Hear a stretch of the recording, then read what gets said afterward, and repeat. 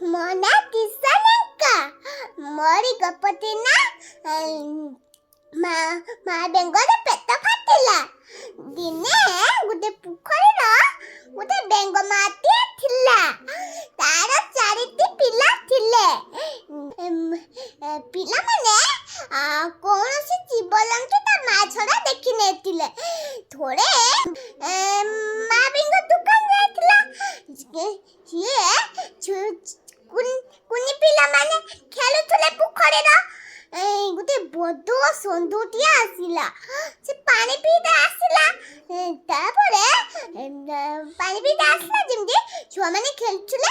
ତାପରେ ଅନେଇକି ଦୌଡ଼ିକି ବୁଦା ଗଛ ମୂଳେ ନାଚିଗଲେ। ତାପରେ ମା ବେଙ୍ଗ ଯେତେବେଳେ ଫେରିଲା, ଛୁଆମାନେ କହିଲେ, ମାଲୋ ବଡ଼ ଜନ୍ତୁଟିଏ ଦେଖିଲୁ। ସେଠୁ ମା ବେଙ୍ଗ କ'ଣ କହିଲା? ମା ବେଙ୍ଗ କ'ଣ କହିଲା? ମୋ ଠାରୁ ବଡ଼? ଛୁଆ ବେଙ୍ଗ କହିଲେ, ହଁ ଲୋ ମା, ତୋ ଠାରୁ ଆହୁରି ବଡ଼। ସେ କହିଲା, ପୁଣି ପେଟ ଫୁଲେଇଲା। ସେ କହିଲା, ଏତେ ବଡ଼?